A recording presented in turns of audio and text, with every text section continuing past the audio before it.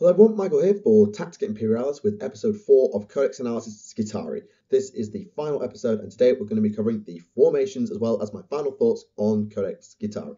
There are 4 formations, although one of them is a formation of formations. Yes, we had Decurions before Decurions was a thing, and they're all quite interesting, quite unique, and quite flavorful, I would say. So, let's start off by saying if you have missed any of the previous episodes, make sure to click the link in the description below. That'll take you to the Adeptus Mechanicus playlist, where you can have a look at all the units, all the special rules, all the war gear, and everything else. If you're looking primarily for the war gear list, I would recommend episode 2, although there is a fair bit in episode 3 as well. If you're looking primarily for special rules, go look at episode 1. With that all out of the way, once you've watched all of that, come back and let's look at this formations. You're back? Good, let's go. So, the first formation we have is the Battle Maniple. And this is pretty much everything in the Codex sort of mashed together. And it contains 1 unit of Vanguard, 1 unit of Rangers, 1 unit of Rust Stalkers, 1 unit of Infiltrators, 1 unit of Dragoons or Iron Strider Ballistari, and 1 unit of Dune Crawlers. So basically you have 1 of everything except your Walker, your Dragoons or your Ballistari. Oh, excuse me. You have 1 of everything apart from the Dragoons and Ballistari, of which you have 1 of, but not both. There are no other restrictions, so unit size is no problem, weapon loadout, no problem at all. You just say what you want, really. So, special rules, Crux Mechanicus. If this is your primary detachment, which it can be, of course, you can re-roll the results when rolling on the Warlord trait table in Codex Skitarii. That is in episode 1 if you need to go and have a look at it. Furthermore, your Warlord has preferred enemy.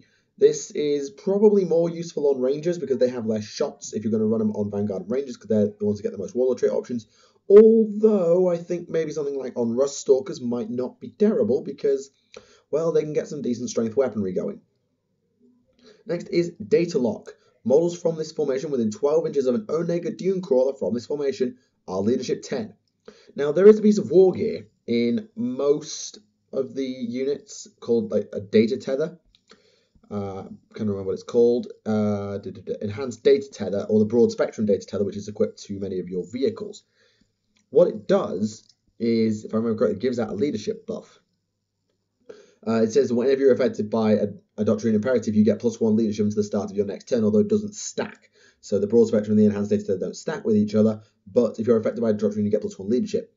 Taking this formation, if you plan to camp and sort of cluster around your Dune Crawler, invalidates that piece of war gear, which you can then spend on an Omnispecs instead in the case of your Vanguard and Rangers. If you are planning to spread out a bit, then a couple of data tethers, for example, on your Vanguard wouldn't hurt, although you do have the broad spectrum data tether on all the vehicles.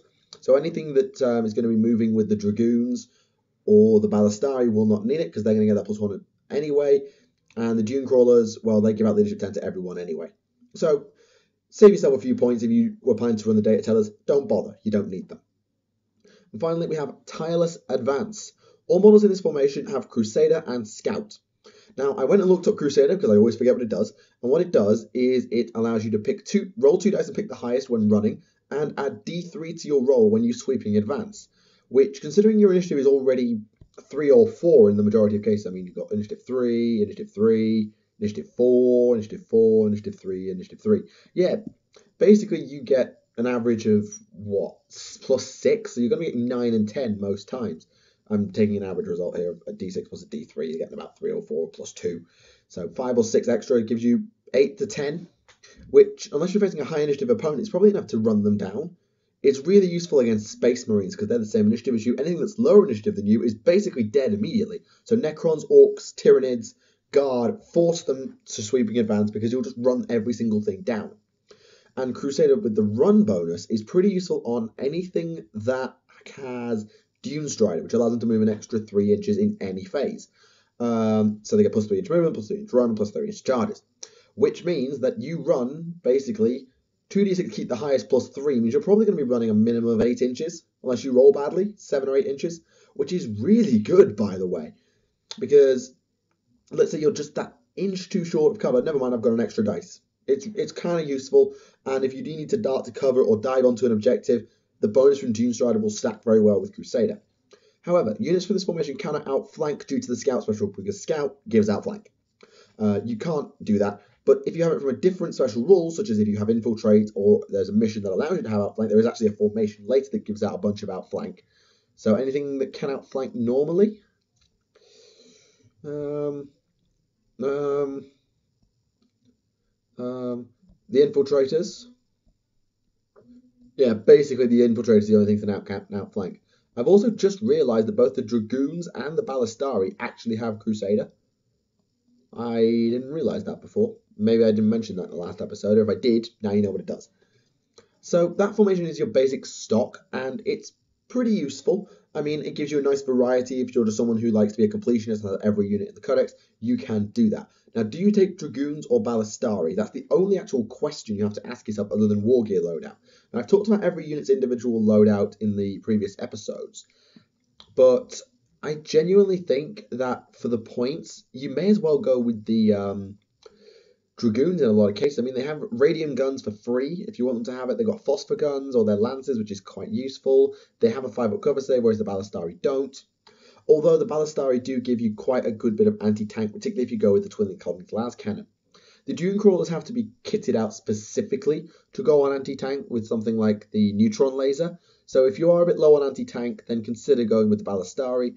If you need a bit more combat power, then definitely go with the Dragoons, or you need some maneuverability and some firepower. The Dragoons will probably do just fine, and they're cheaper. I'm not going to do the math on the minimum cost of this formation. I mean, it's not going to be super cheap, but it's not going to be super expensive either. In fact, I'm going to do the math, because I like math. So, one Dune Crawler, 90 points. One other thing, going minimum cost of the Dragoon, 45, so that's 135. Plus 185 is 320. Plus 160, 480. 545. 545, sorry, hang on, can't do math. 500 points. It's about 500 points, absolute minimum, to put this formation on the table, which is not bad. I mean, 500-point army, it's quite a nice rounded 500-point army. Sure, you only have 22 models on the table, but still, it's not too bad to do. And if you want to go bigger, that's not too difficult. I mean, you can easily double the size of every single squad that I just mentioned, if not triple it. So, the Battle Maniple, nice, useful formation. The next one is the War Cohort, which is basically 3 Battle Maniples. This is your excuse to have 3 different setups for your Dune Crawlers, to have different combos between your Dragoons and your Ballistari, have a bit of both. There is a designer's note here. So, although units cannot normally belong to more than one detachment, units from a Maniple part of a cohort are an exception. They count as part of both formations and have all the special rules. If your warlord is part of a formation or army list entry that makes up part of a cohort, the entire cohort is your primary detachment. So, all of the battle maniples that you use, even though they're part of a different formation now, still have Crux Mechanicus, Data Lock, and Tireless Advance. Remember that. But the main useful thing for this is allowing you to mix it up. You can take one unit of Vanguard to do something, and one to do something else. You could take one unit of Rangers that has all the long-range guns, and then one that has all the short-range guns as their special weapons. One unit of Rust Stalkers that goes with the twin swords, one that goes with the Cord Claw and the, I've forgotten his name. The other sort of sonic weapon. I've forgotten his name.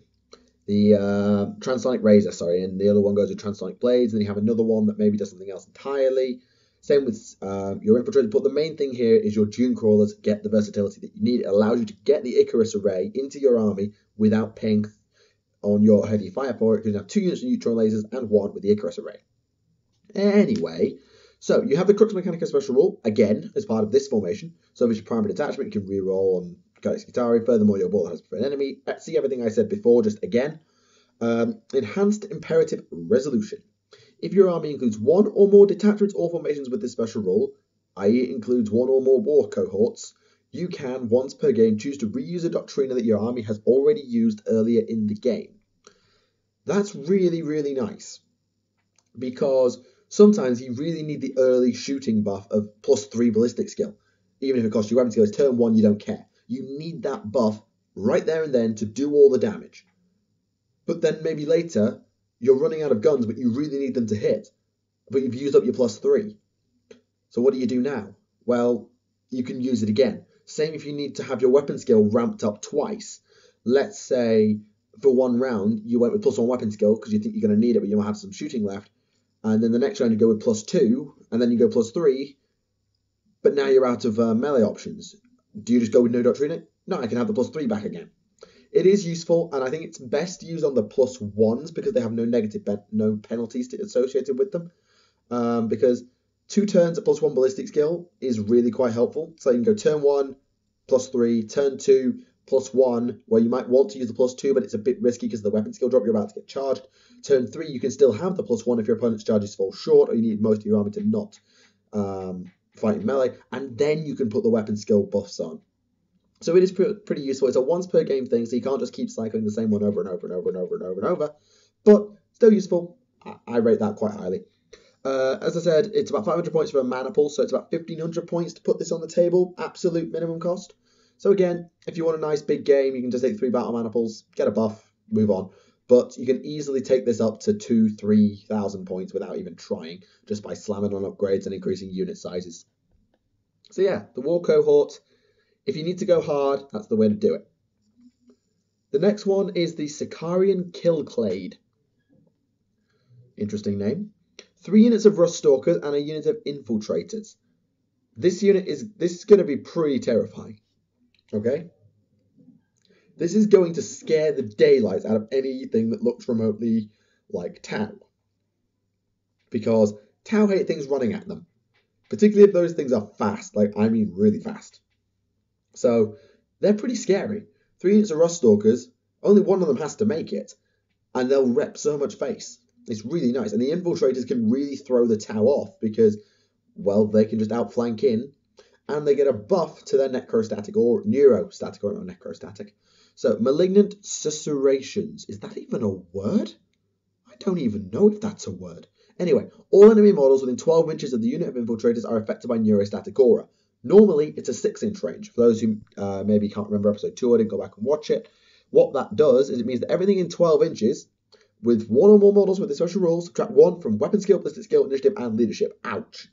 So now, think about this for a second. Turn 1, you infiltrate, because, well, you can. You set up in a really nice place, just round the corner, nothing can see you. Now, you have Dune Strider. So you move 9, and then you run d6 + 3 into the next piece of cover, again, hiding behind, and then all of a sudden, you're up in the enemy deployment zone, and everything within 12 inches of you is now probably weapon skill, ballistic skill 2. 3 at best in the majority of cases, and its initiative is down, and its leadership is down, which means that it's going to take some punishment from your shooting, if you have any, and if it gets into melee, well, throne help them. Just ow. Of course, that does mean that they have to really, really focus on staying alive. I mean, they have stealth, and they have feel no pain, they have 2 wounds, and a 4-up and a 6-up.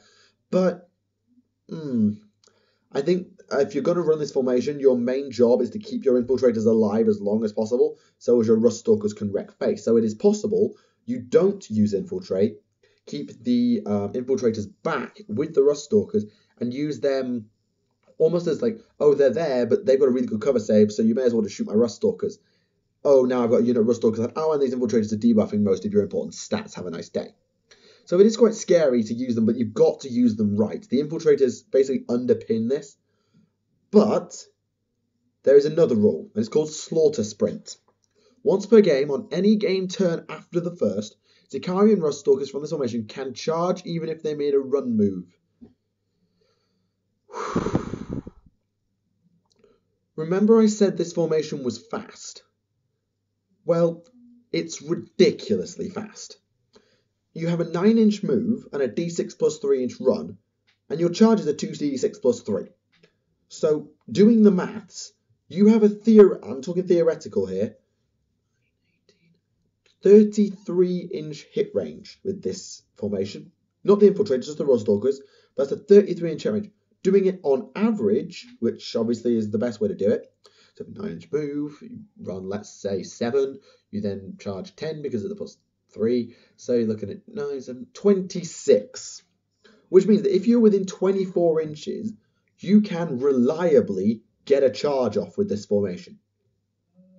There is nothing more terrifying than looking at your opponent 24 inches away and being charged by him. Just what? And Rust Stalkers are powerful in melee. Can I just point that out? Like, they get AP2 the second turn they get into combat. If you time that charge right, and I mean time it right, you will just destroy everything. The main risk with the slaughter sprint is that you outrun the neurostatic aura. This can be mitigated by having the infiltrators forward and infiltrating up, but then they might get shot. So you really do have to time it right. You may want to wait until turn 3, until your infiltrators are set up, and then throw in your Rust Stalkers, because you will destroy so much face. Your weapon skill is 4, your initiative is stupid anyway, and ow, just ow. This formation can do so much damage, but it is very much a precise instrument. If you don't set it up right, it won't work. I must stress that. If you don't set the infiltrators up for the Rust Stalker charge, you will fail. If the Rust Stalkers get shot out on the way in, well, you've obviously failed. If your infiltrators get shot out before the Rust Stalkers make it, it will not do half as well as it could. Although, if you're running this as part of a normal combined arms attachment, well, the 12-inch debuff created by Neurostatic Aura is pretty useful. If you like Rust Stalkers and infiltrators and like blowing a ton of points, because this formation to put on the table, what are we looking at? And I'm talking bare minimum here. 185 plus 480, you're looking at 665. So yeah, to do this properly, 750 points to get anything like a decent size. Probably even more when you want to get up your infiltrators to a decent size or your Rust Stalkers to a decent size. But it is really quite scary. You do have to watch out for this. And if you like the models, go for it. And mix and match. Always mix and match. Next, and actually finally for this episode and for the series, is the Iron Strider Cavaliers. This is 2 units of Sidonian Dragoons and 1 unit of Iron Strider Ballistari, which is pretty good. I mean, that's probably the combination that I would run as part of a war cohort, although maybe the double Ballistari is better, but that's debatable. Anyway, they have acute senses and outflank. Now, outflank is obviously very useful, but acute senses, I'm actually going to have a look at what it does because I never remember. If a unit contains at least 1 model with this special rule and that unit arrives on a random table edge, you can re-roll. Huh. So now you have a bit more control over your outflank. Pretty good. I like that, because it means you can get them right where you need them, which is kind of the point with this formation. So the first rule is ident confirmed. I don't know why they shortened identity, but they did. At the start of the first turn, nominate 1 character in the enemy army. Models from this formation reroll to wound against it and its unit. So pick a character that needs to hide in a unit. I'm looking at Tower Ethereals, Eldar Farseers, Space Marine Captains. Basically anything that needs a unit to protect them, you get rerolls to wound against it. Great. And if the character leaves, well, you just get it against him. You don't get to keep it on the old unit. Just something to remember. Mind-linked Hunters. Models in this formation can always trace line of sight and shoot through other models in this formation without conferring a cover save for shooting through an intervening unit. Thank you. This is the problem with big units of vehicles. They get in the way of each other, which means that if you have a big block of Dragoons and your Iron Striders behind them for cover, well, doesn't matter. You can shoot straight through, your opponent won't get a cover save, and you can draw line of sight through them, which is great. They are treated almost like one giant unit, but they're not. So that's just good. I like that a lot. Good work. The Noose Titans. All units in this formation must be placed in reserve, which is kind of what you would expect them to do because they have outflank and acute senses to do that. When making reserve rolls, roll for once for the entire formation. In addition, start rolling from turn 1. On a successful reserve roll, all units arrive from reserve. I assume they all arrive in the same place, or maybe acute senses is designed to counter for it. I'd assume you check every unit's arrival from reserve, because it doesn't say they come on like one big unit. You roll for the entire formation, yes, and they all come on at the same time, yes, but it doesn't say that they each come on together. They could come on in different places. Maybe it's a good thing, maybe it's a bad thing, but you have the acute sense to try if you want to keep it together, or if you want to split them up, you have acute sense to try and counter that. This formation is scary. Any character should be terrified of this, because they can pack a lot of guns. If you're a Terminator character, Cognis las cannons. If you are not a Terminator character, Cognis auto cannons, which do a fair bit of damage and are good on Overwatch. Now, if you run the shooting variant of the Dragoons, you also get snipers, 2-shot snipers that do double damage, that do 2 wounds each, add AP2 on a 6 to wound, and you have rerolls. So you can really, really, really do well at sniping out characters, which is the whole point, obviously. But It's best against heavy armored ones. Light armored ones you can just mow through with your entire armor because you have so much anti-infantry in this book. We'll talk about the entire book in general in a minute. But this is really good at character sniping, so I would recommend going with the Jezzail loadout and maybe the las cannons. It's expensive to do, but it could be useful. If you do want to go with the taser lances, then absolutely. I've been told that they're better than they actually are, that they appear to be in my head. I mean, they're not terrible, but the whole AP nothing is really damaging in my opinion. It's not bad, but if you're fighting a Terminator or Space Marine, well, you're going to have a bad day. So if you know what your opponent's going to be in advance, sure, maybe you run the combat set. If you don't, I recommend the Jezzails just because it's a free swap and it gives you a bit more versatility than just throwing them into melee. But I don't know, it's an option either way. And that's your formations. So let's review them quickly. The Battle Maniple is a nice solid mix for a Skitarii army. It doesn't give you too much of anything, but it doesn't give you nothing at all. And you can have plenty of options. So I think it's a pretty good formation, and you'll probably get some good value out of it. Just remember that your Warlord has preferred enemy because it's one of the easiest things to forget. And don't spend anything on enhanced data tethers because you get the plus from your vehicles and from the Dune Crawlers. War Cohort. Everything I said about Battle Maniples times by 3. And just think about which doctrine you're going to need. If you're going to be thrown against a melee army, maybe you want the shooting buffs, or even you want the weapon skill buffs. If you're going against a shooting army, you obviously want the shooting buffs, but you are quite resilient at getting forward because you're quite quick, because you'll have Crusader, and a lot of units you'll have Doomstrider, so you can get around quite quickly and use the weapon skill ones as well. The Skitarii Killclade is dangerous, but it's difficult to pull off. This is not one for the newbie. If it works, it's terrifying. If it doesn't, it's a disaster, and it's a complete point sink of like 700 to 1,000 points, if not more. But if you get it to work, even if it's only once, the feeling is amazing. As an orc player who's wrecked face with a massive charge, I know how good it feels. And the Iron Strider Cavaliers, you've got to use them right. Again, they're quite a precision tool, but they're not as precision as the Killclade because, well, they have guns. And pick your character carefully. I would suggest either targeting Warlords, because that's obvious, or targeting support characters.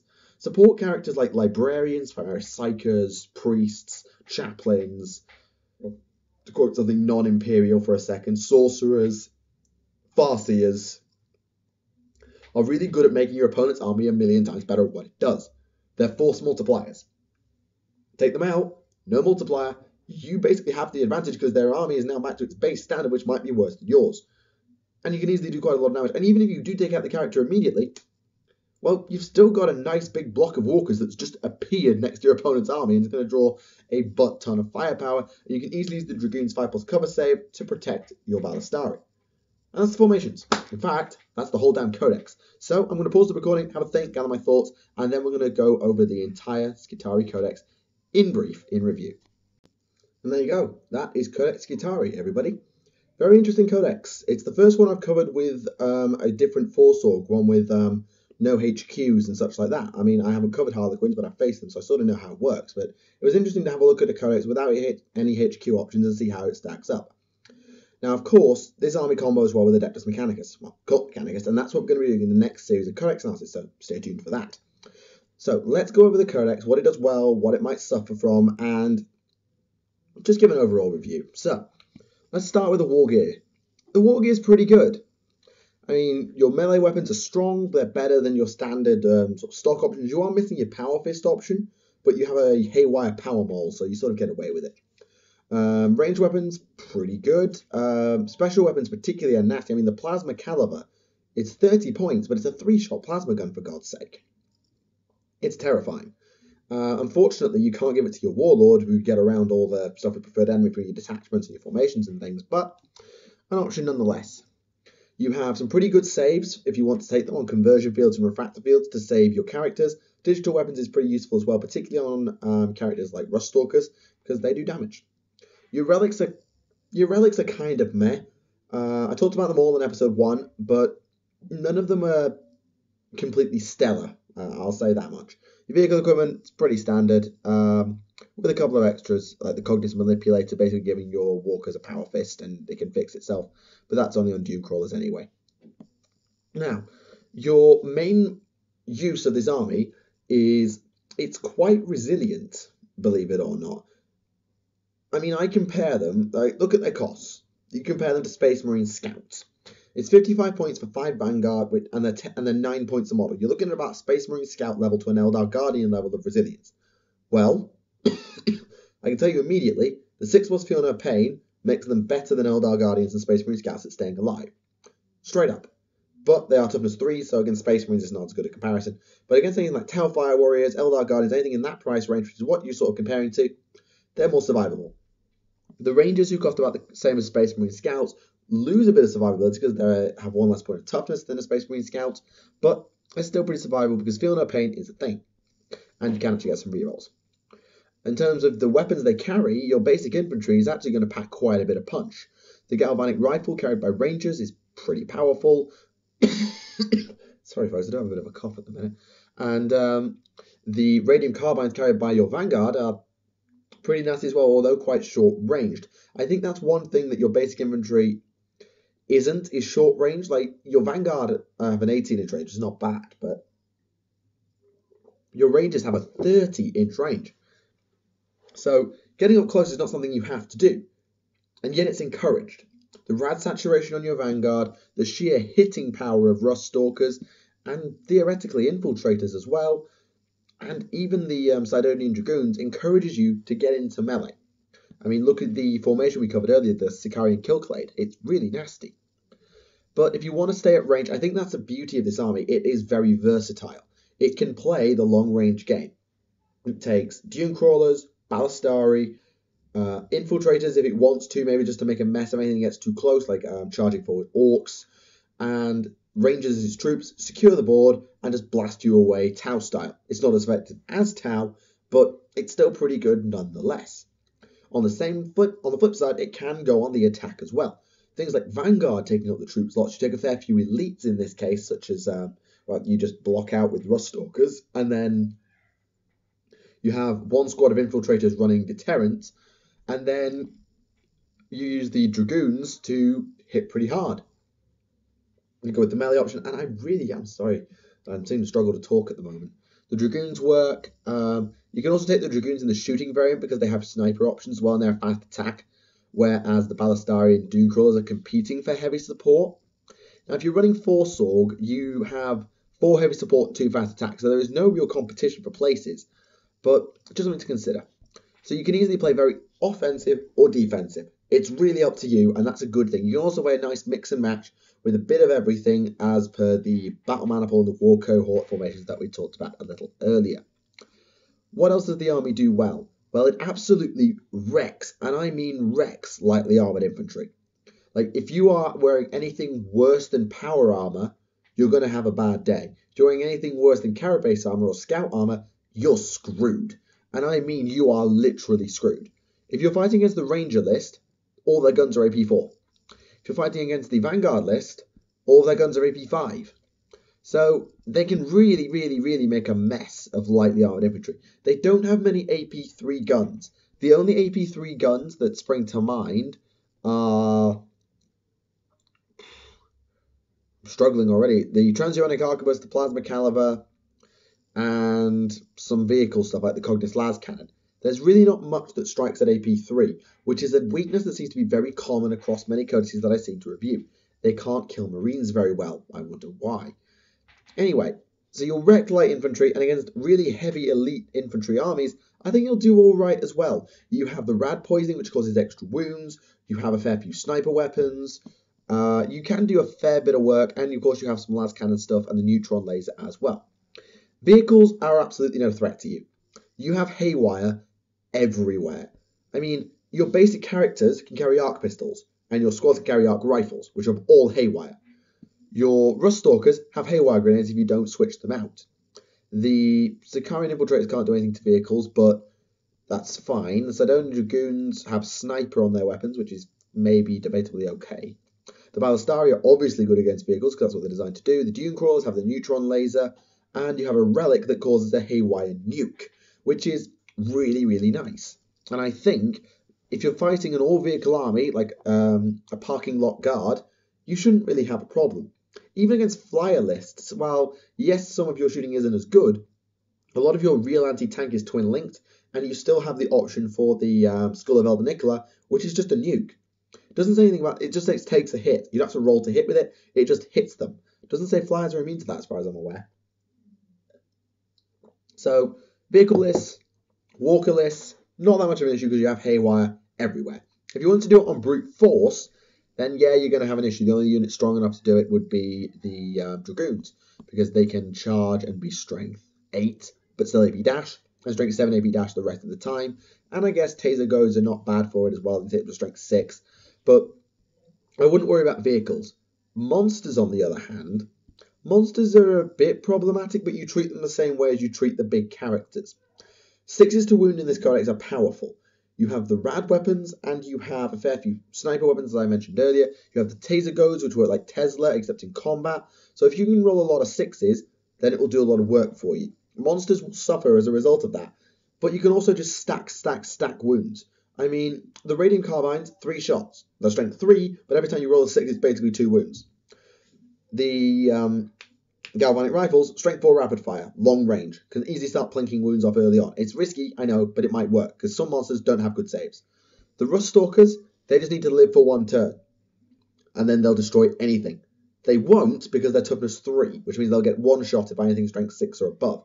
And I think that's their big downside, but they could still do some damage if they get in. Skitarii Infiltrators can easily just drop a debuff on things and hide. And if they do need to go into a fight, they can have power swords or taser goads, which again plays into the whole 6s to wound and 6s to hit thing. The Dragoons, they can have obviously the sniper weapon, and they have the taser lance, which is basically the same idea. 6s are good for you. The Iron Ballistari are of course good at monster killing because you have twin link weapons, auto cannons, or last cannons, and of course Omega Doom Crawlers just do a million points of damage to everything they go near. Excuse me. So where does this codex fall down? I think it's in options. What you have is very versatile, but you only have 6 units. Well, 7. 7 units, which is not a lot. And what that means is that your opponent will get used to what you're running very quickly. There's no way to change it up. You can change up your play style. Maybe say one game I'm playing a defensive list with lots of rangers, lots of infiltrators, lots of Ballistari, and the next game I'm playing Vanguard, Rust Stalkers, and I'm going face. But once you've tried those 2 lists and the hybrid, there is really nowhere else to go. Look at Space Marines. I mean, Space Marines are the most versatile army in the game, so they're kind of a bad example, but they have very campy lists with lots of tanks, Centurions and the like. They have very offensive lists with bikes, drop pods, jump packs. They can very sneaky lists, things like Raven Guard and actually jumping things around. They can play all-round lists. They can play infantry heavy lists, tank heavy lists, elite heavy lists. They can do just about anything, and they're really good at it. Guard, same thing. You can play the Horde. You can play very MSU veterans and Chimera style. You can play the air support. You can play a tank list. You can do all sorts of things with Guard. Orcs, same thing. You just lack options. I'm not saying your units are bad, and I'm not saying what they can do is bad, but you will be second guessed really fast because you just don't have the options. And this is where Cult Mechanicus will come in. Once we finish that review, I may come back and do a Skitarii review revisited episode. In fact, I probably should do that, where I talk about it in concert with Adeptus Mechanicus, so as you can get an idea of how it's worked to play the army together. Because the Castellan robots, for example, in Cult Mechanicus, will add some serious bulk and firepower to your army, and the Data Smiths will probably do some work for you, the Tech Priests, but we'll get to that in due course. As for now, I do think your main issue is options. Your other issue is strength 6. Just strength 6 will ruin your day, because it will one-shot everything in your army. Because everything in your army is toughness 3 with feel no pain. Nobody cares about feel no pain when you're hit by an instant death weapon, such as strength 6.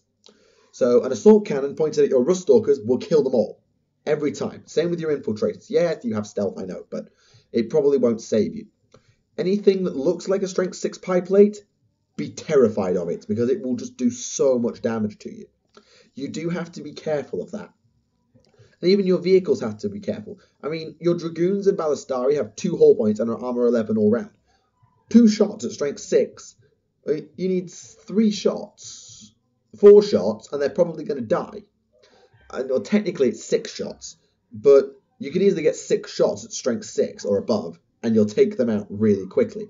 And they're open topped as well for all the difference that makes.